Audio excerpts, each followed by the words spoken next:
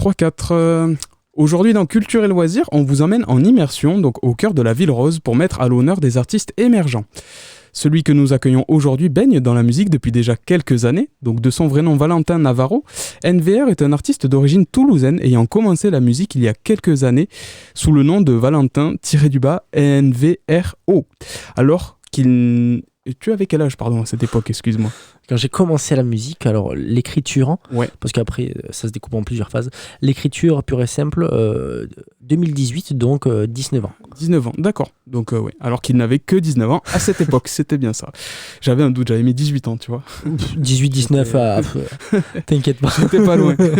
Donc, après avoir été révélé par de nombreux artistes et tremplins de musique actuelle toulousaine tels que TPZ, Jayaki Musique, ou encore l'Emergencia Occitania, NVR commence à se faire connaître grâce à son empreinte musicale à la fois dévouée, tranchante et mélodieuse.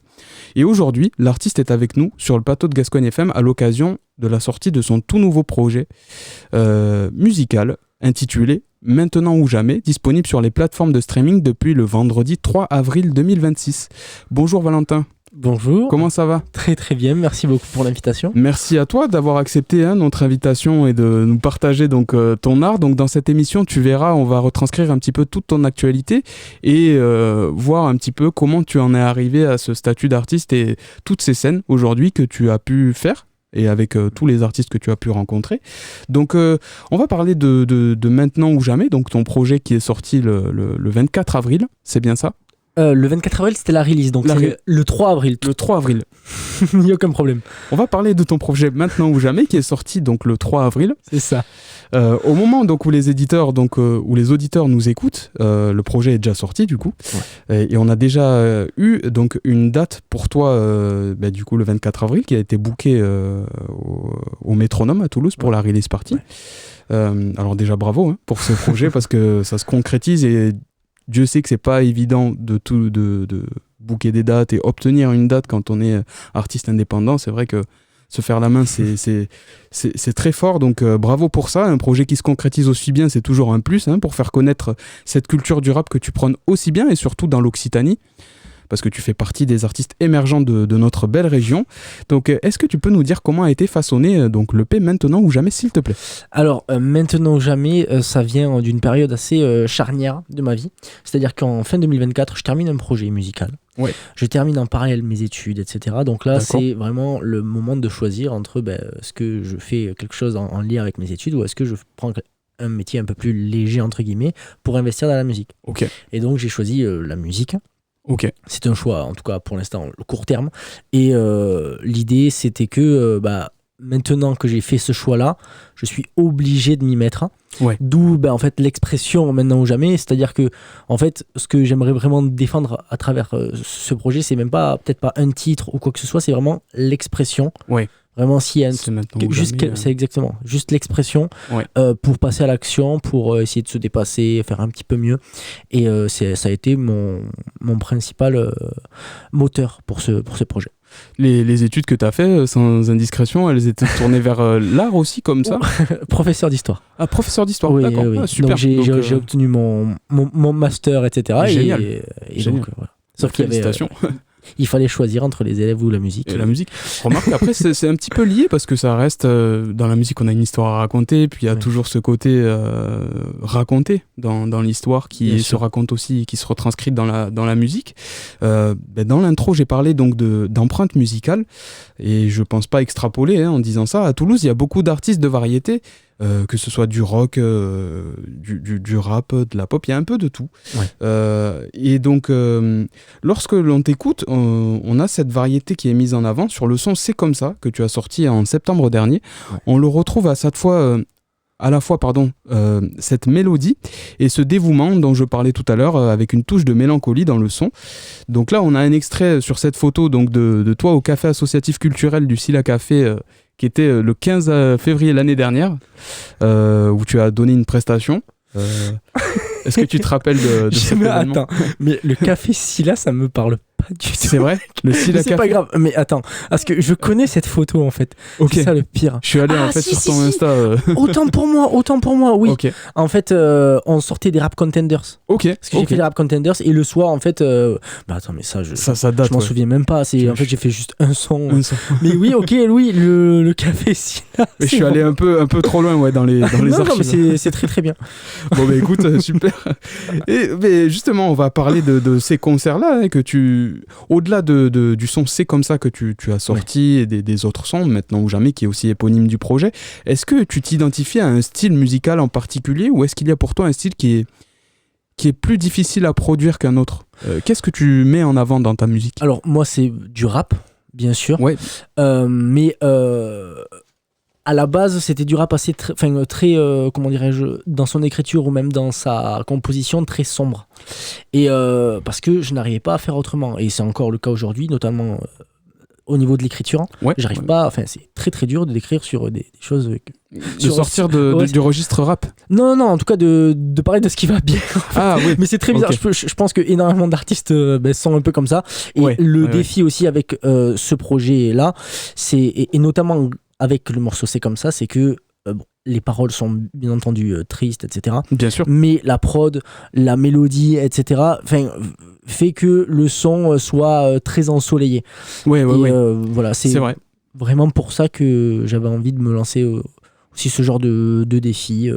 C'est vrai, oui. Quand on écoute d'ailleurs le son C'est comme ça, bon, je vais en parler aussi, hein, avant de parler de l'EP Maintenant ou jamais, mais il y a ce côté, comme tu dis, un peu triste dans l'histoire, parce qu'on voit le combat que tu essayes de décrire, mais dans une prod et une mélodie qui est, comme tu dis, ensoleillée et qui donne envie de danser en même temps. Donc le contraste est assez marrant et c'est assez complexe de faire ça, je pense, en tant qu'artiste. Je trouve que c'est bien mené en tout cas. Merci beaucoup. Ah, mais c'est vrai, il n'y a pas de souci. On va parler du coup de Valentin, de ta polyvalence artistique, hein. C'est vrai que moi à Toulouse, je kiffe voir des artistes comme toi qui ont des multiples casquettes, plusieurs. Pour rester sur la scène toulousaine, comme tu le sais, il y a plusieurs artistes, hein, qui sont émergents. Je pense à Big Flo Oli, je pense à Laylo aussi. Laylo, je sais pas si. Ils sont très connus. Ouais, c'est ça. Mais après, tu vois, c'est des artistes qui ont émergé sur les tremplins d'Occitanie avant de vraiment se créer tout un réseau et tout ça. Et est-ce que toi, tu peux nous parler, nous dire en tout cas ce qui t'a donné envie pour ton média, là je vais parler, ton émission, excuse-moi.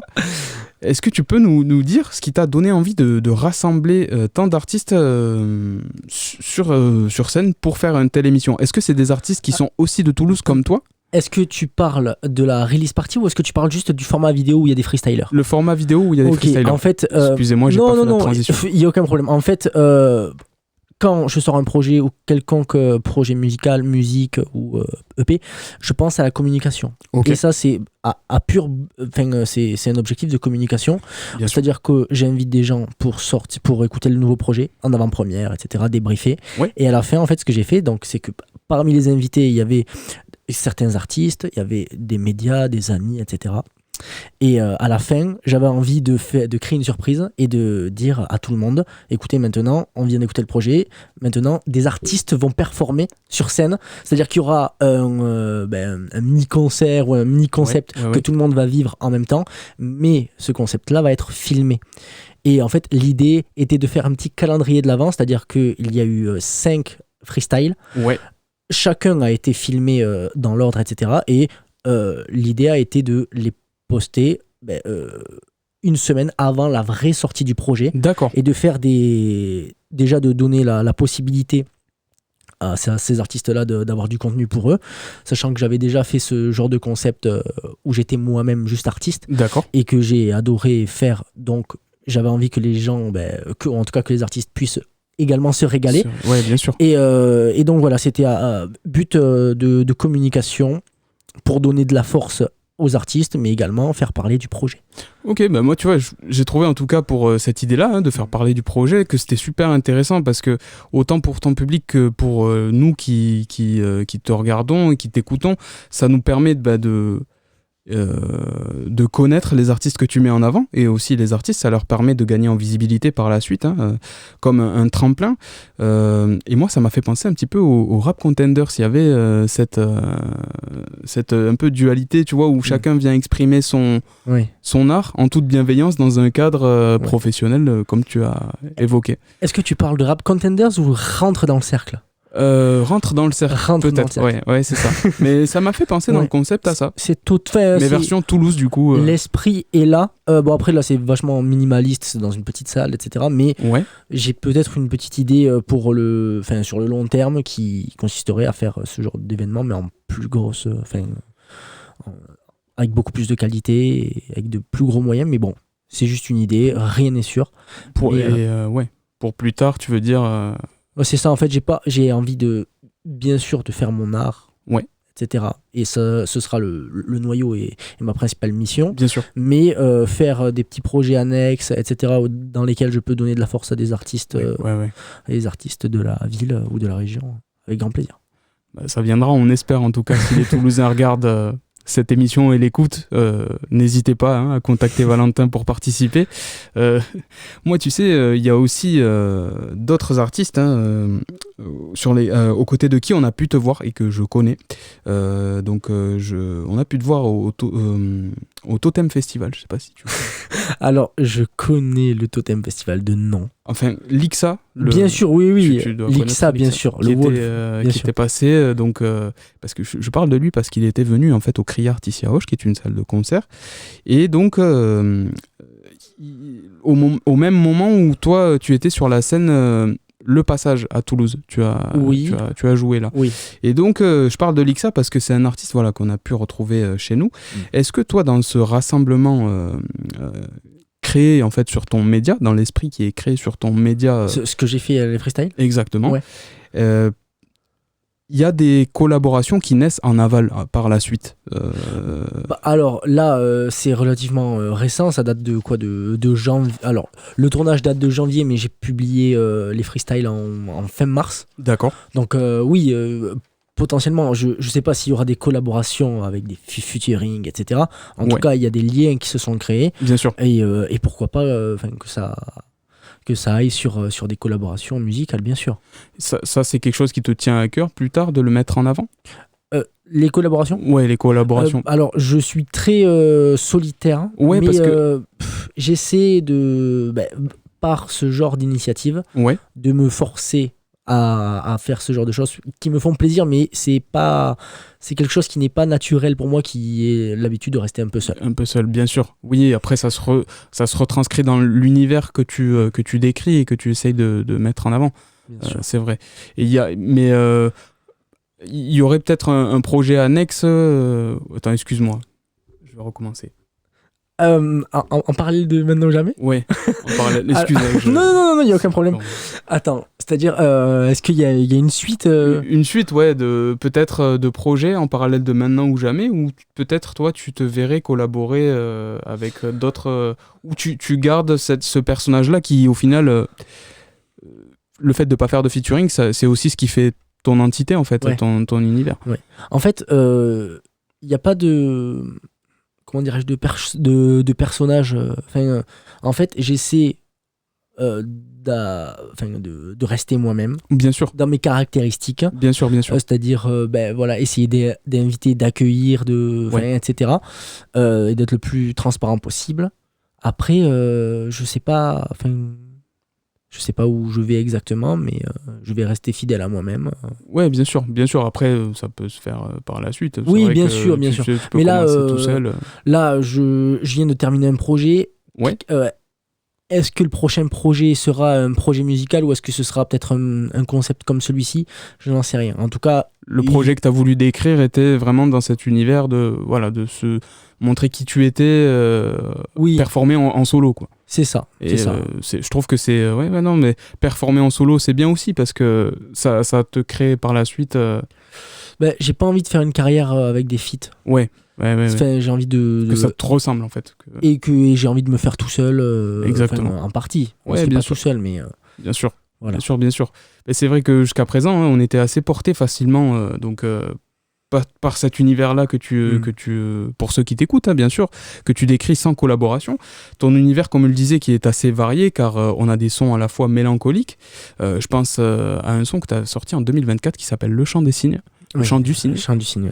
Et donc, qui est également... Et d'autres sons qui sont plus doux, je dirais, qui nous bercent un peu plus, comme Oubliés, tu vois, oui. sur la même année, hein, pourtant, qui sont sortis tous les deux...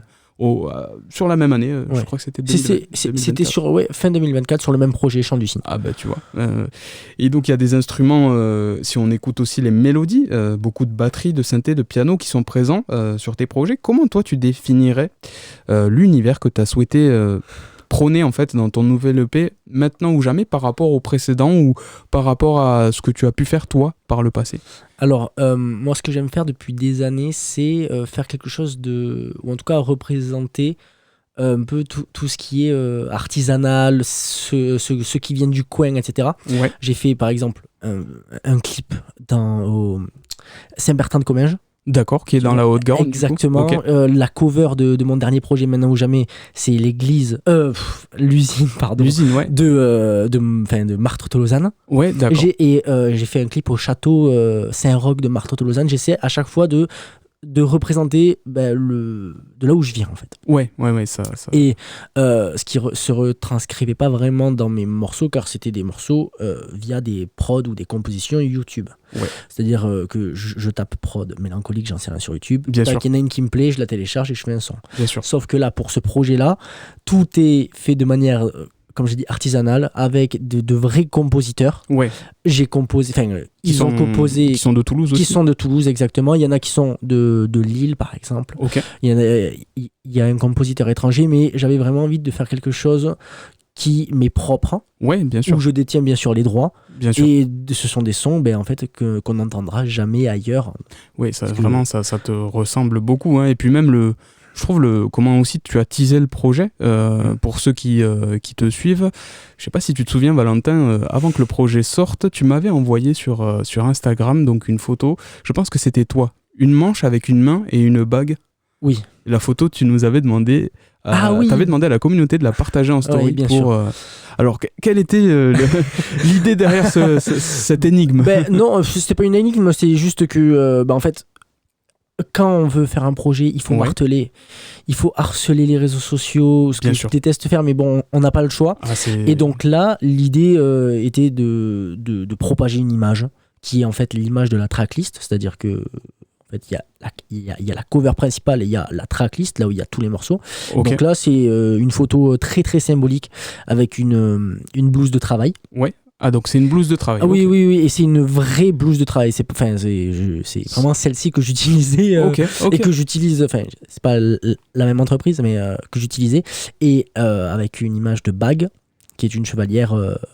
Mais en fait, ça, j'en ai pas beaucoup parlé. Ouais. Mais j'ai envie donc de retranscrire tout ce qui est local, etc. Et à travers ici un esprit de famille, car c'est une chevalière héritée de mon grand-père. D'accord. Donc en fait, ça, j'en ai jamais parlé, je sais pas si j'en parlerai, mais en tout cas, il y aura cette notion-là de autour du chaos, il faut se rapprocher à l'héritage, donc à la famille. À la famille, ce qui au final te porte vers le haut. Bien sûr. Mais c'est super en tout cas. Il y a matière à parler du coup. C'est vrai que quand on a le cercle et la famille, surtout si dans l'entourage, si on te soutient beaucoup, ça doit t'inspirer. Bien sûr. Il y a des gens pour ce projet qui t'ont accompagné. Comment t'as été aidé entre guillemets dans la construction de ton projet, parce que tu es un artiste indépendant, on l'a dit tout à l'heure bien sûr, mais est-ce qu'il y a des gens peut-être de ton entourage ou quoi qui ont écouté des sons qui sont pas sortis et qui t'ont peut-être conseillé ou comment tu as choisi en fait les sons qui sont nés du projet Maintenant ou Jamais? C'est très compliqué. Tout s'est fait avec beaucoup de solitude en vérité. Hein. C'est vrai? Ah oui, c'est-à-dire que seuls les compositeurs et moi-même étions au courant de... C'est ça. Après... Et les compositeurs te conseillent aussi oui, bien sûr. En fait, là, parce qu'il y a différentes manières de créer un morceau, et là, j'ai vraiment expérimenté. Ouais. C'est-à-dire que j'avais mon texte. Hein. Ok. J'enregistre la cappella, donc juste la voix. Ok. Donc, et ensuite, j'envoie ça au compositeur, je lui dis ça fait tant de BPM, enfin en tout cas ma voix est à telle vitesse, et juste en ayant cette information ainsi que la gamme, le mec ou le beatmaker bien sûr. fait sa prod. Ok. C'est-à-dire qu'en gros, il y a de base, j'ai fait des sons qui n'étaient pas du tout sur les prods initiales. Ah d'accord. Donc, et on repart de zéro vraiment... en fait. Ah ouais. Et toi, tu as posé le texte a cappella et à partir de là. C'est ça. Ah ouais. C'est vraiment, c'est pas que je connaissais pas, mais c'est la première fois que j'expérimente autant. Cette façon de poser. Ouais. Et ça laisse une vraie liberté pour le compositeur en question. Bien sûr. Qui se sont inspirés. Bien sûr, mais complètement. Et du coup, dans C'est comme ça, le son, on va un petit peu parler des lyrics que tu as mis en avant. Parce que moi, ça m'a beaucoup inspiré en vrai. Tu vois, j'ai relevé pas mal de phrases qui m'ont touché et qui, je pense, touchent aussi beaucoup le public et ceux qui t'écoutent. Tu dis, pour ma part, je suis le meilleur quand les doutes s'acharnent. Dans les enfers, une voix me dit, bouge. Alors, de dire. oui, il n'y a aucun problème. Alors, je suis meilleur quand, on devient meilleur que quand on est faible, en réalité. C'est comme ça qu'on se forge. C'est vrai qu'on se construit. Et donc, vraiment, et c'est comme ça que j'ai créé tout le projet. Ok. Et dans les enfers, une voix me dit, bouge ta. En fait, ça veut dire quoi ? Ça veut dire que quand ça va pas, est-ce qu'il faut se lamenter, rester dans cette zone de tristesse, etc. Non. En fait, dès que ça va pas, pour pas que ça empire, faut bouger. C'est pour ça que quand on est dans les enfers, quand on traverse une période, faut vite bouger, faut vite, c'est ça. Il paraît que il faut faire, alors je sais pas si tu es d'accord avec moi sur ce sujet-là, mais quand tu vas pas bien, il faut faire tout ce que tu n'as pas envie de faire pour aller mieux. Est-ce que toi tu es d'accord avec cet archétype du bien-être? Mais après, je fais... j'ai pas besoin d'aller mal pour me rendre. Je fais les choses de manière automatique. Bien sûr. Limite sans me poser de questions, parce que je sais que si j'arrête, etc., ça va peut-être aller moins bien. Ok. Donc j'ai pas besoin d'aller mal pour savoir ce qu'il faut que je fasse. Il faut que tu continues. Ce que tu essayes de retranscrire, c'est continuer à faire ce que tu aimes. Peu importe les moments que tu traverses, Il faut continuer, juste continuer, et quand ça va pas, peut-être ralentir le rythme, mais quand même... Garder ça, parce qu'au final, la musique, pour toi, c'est plus qu'une passion, finalement. C'est du sport, en vérité. J'imagine, tous les concerts, puisque beaucoup d'activités physiques et d'organisation, de préparation. C'est vrai que ça doit y jouer, Non, mais c'est super. Valentin, est-ce que pour le projet, donc maintenant ou jamais, le doute a été un sujet prépondérant, ou est-ce qu'il y a aussi d'autres éléments qui t'ont inspiré ? Parce que c'est vrai que, là, comme tu l'as dit tout à l'heure, t'as pas besoin d'aller mal pour faire ce que tu aimes, et je pense du coup notamment à la musique. Pour faire de la musique, ça peut aller bien et faire de la musique. Mais alors, en tout cas, quel est le thème qui a été le plus prépondérant à la construction de Maintenant ou Jamais, pour toi ? Je pense, bien entendu, il y a le doute. Ouais. Mais en fait, c'est pas le doute en mode est-ce que je vais y arriver ou pas. C'est vraiment... tu fais de la musique, en parallèle, tu travailles. Et en fait, tu peux pas vraiment tout investir dans la musique. Ouais. Et sauf qu'en fait, est-ce que si tu t'investis pas à 100%, est-ce que ça va marcher ? Donc en fait, t'es bloqué dans cet entre-deux-là. Et en parallèle, il y a beaucoup de solitude. Parce que c'est assez rare, entre guillemets, d'avoir, bien sûr. D'avoir un peu cette double vie-là. Ok. Et donc, en fait, on avance dans le brouillard total. Mais c'est aussi ça l'aventure. Et c'est la beauté du chemin, quoi. Il y a un mystère, c'est bien. C'est vrai que quand on ne connaît pas le dénouement, c'est ce qui donne, je pense, aussi envie de continuer. Il y a cette notion de travailler. Et je pense que si on peut en parler, comme tu as dit tout à l'heure, en parallèle, tu travailles à l'usine. C'est ça. Sûr. Donc il y a aussi cette productivité qui est similaire, je pense, entre le travail d'artiste et... Je comprends. Ce que tu produis. En fait, les deux ne sont pas... En fait, ce qui est dur, c'est en termes de fatigue. Bien sûr. C'est juste ça, en fait. C'est juste après le travail, t'as envie de faire une sieste. Mais tu fais pas de sieste. Et toi, tu pars directement faire de la musique. Alors, faire de la musique ou pas, ça peut être, je sais pas, aller me promener, aller faire du sport, j'en sais rien. Bien en sûr. fait, le vrai travail, il commence quand tu sors du travail, en vrai. Mais c'est vrai. C'est ça, tu travailles sur toi, tu travailles... Il y a ça. Et oui, parce que c'est bien beau d'investir dans la musique, mais Si après tes relations sont mauvaises, si t'es pas en bonne santé. Donc en fait, il faut travailler sur absolument tout. Tout pour avoir un équilibre. C'est ça, mais bon, est-ce que ça va mener à la réussite? Je n'en sais rien. Est-ce qu'à côté de la musique, toi, il y a aussi, entre guillemets, d'autres centres d'intérêt auxquels tu t'adonnes Ah oui, où tu passes la majorité de ton temps en studio Ah non.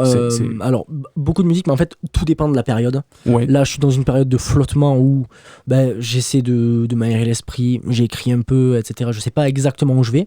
Après, dès que j'ai assez de texte et de matière, j'essaie de faire des petits thèmes. Bien sûr. Etc. Et essayer de faire quelque chose de cohérent. Parce que je ne peux pas sortir des singles comme ça. Oui, tout à fait. J'en suis techniquement capable, mais en fait, j'ai l'impression que ça sert à rien. En fait. Oui. Enfin, je ne sais pas pourquoi. Pour toi, tu veux que ce soit cohérent et que ça soit... Je suis obligé de faire des projets. Oui, bien sûr. C'est très particulier et c'est quelque chose qui peut être handicapant, surtout dans notre ère de la consommation et tout. Oui, consommation toujours très rapide, etc. Toi, tu essayes de faire quelque chose de construit en parallèle. Ouais. C'est-à-dire que là, je fais le concert au métronome. Oui. Ça me prend des mois à faire. Hein, mais bien sûr. Vraiment. Et le lendemain, on me dit... je viendrai au prochain ou tu sais en mode quand tu veux tu refais. Oui, c'est ça. Sauf que en fait ça m'énerve. Oui, c'est quand tu veux tu refais, sauf que si ça prend 6 mois à faire, c'est ça en fait. Et sauf que là tout le monde a déjà oublié, ce qui est normal en fait parce que je suis comme tout le monde aussi, j'oublie. Et en fait, on est dans la course permanente quoi. Ouais. Les salles de concert parce que là t'as été en concert au Métronome et tout ça, est-ce que les salles de concert vous ouvrent la porte en tant qu'artiste par rapport à ça quand tu leur dis voilà, moi j'ai ce projet là, j'aimerais performer sur une date. Est-ce que c'est compliqué quand on est indépendant? J'imagine que la réponse est oui, mais tout dépend. Comment on s'y prend en fait Après, tout dépend de la qualité de la salle aussi. Ok. C'est-à-dire que les salles entre guillemets de qualité, c'est très très difficile de les avoir. Je pourrais gratter des scènes, etc. Mais là, en fait, je pense qu'il faut que j'installe des standards en fait. Ouais. Mais voilà, ça va peut-être me fermer les portes, mais je peux pas. Oui, bien sûr. Il faut faire ce que toi tu aimes et ce qui est aussi dans le rythme. C'est ça. Et je m'investis. C'est pas pour qu'il y ait un son de mauvaise qualité ou voilà. Ouais, bien sûr. Mais non, sinon c'est très très difficile et c'est pourquoi là, par exemple, la music box. Du Métronome, donc c'est la petite salle. J'y allais que pour des open mic, scène ouverte, etc. Avec du coup d'autres. Oui, c'est ça. Non, c'était jamais. Là, c'est la première fois que j'organise tout, enfin que je co-organise, mais que c'est moi qui fais la démarche en mode j'envoie vraiment des mails. Pour spammer quoi. C'est maximum les salles de concert pour obtenir ta date. Et alors, t'étais contente du coup des résultats de la date du 24 C'était. Enfin, du Métronome. Ouais. Mais écoute, je suis très très content. Les gens sont très très contents aussi. En termes d'ambiance, etc. J'espère qu'en tout cas, pour ceux qui sont venus, il y a aussi des gens qui ne te connaissaient pas et qui ont pu te découvrir. C'était aussi l'objectif. Après, c'est vrai que c'est très dur de faire bouger les Toulousains. Ouais, c'est vrai. Après, je sais pas si c'est une question de goût et que ça plaît pas, j'en sais rien. Ouais. Mais non, très content du public à chaque fois parce que c'est pas la première fois que j'organise un concert pour la sortie d'un album. J'avais fait ça dans un bar. Et d'où la mentalité de essayer de faire mieux. Et faire mieux, c'est le Métronome. Oui, bien sûr. Et non, à chaque fois, il y a une atmosphère que... Alors, je sais pas si c'est moi qui l'a créé, parce que, notamment à travers les vidéos très transparentes, etc., où c'est très chaleureux, en fait, l'ambiance et le comportement des gens, c'est vraiment à cette image-là. Donc, c'est très bienveillant, c'est adorable, vraiment, c'est... Super, en général, les Toulousains sont un public assez bienveillant et j'espère qu'il y a aussi d'autres gens qui étaient à la release qui n'étaient pas que de Toulouse. En tout cas, c'est une très bonne. Non, peut-être que d'un peu plus loin, mais c'est vrai que c'est très très difficile. De cerner ton public, de voir qui. Oui, bien sûr.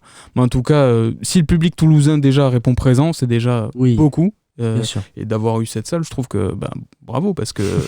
Faire un concert, la démarche comme tu disais, ça c'est quand on est indépendant, encore une fois, c'est quelque chose qu'il faut maîtriser, ça demande une rigueur et on le voit aussi dans la construction de ton projet que ça a été fait de cette façon-là, quoi. Tu vois, il y a toute cet archétype autour du travail acharné qui se retranscrit, donc c'est super. Valentin, on arrive déjà bientôt presque à la fin de cette émission, mais est-ce que toi...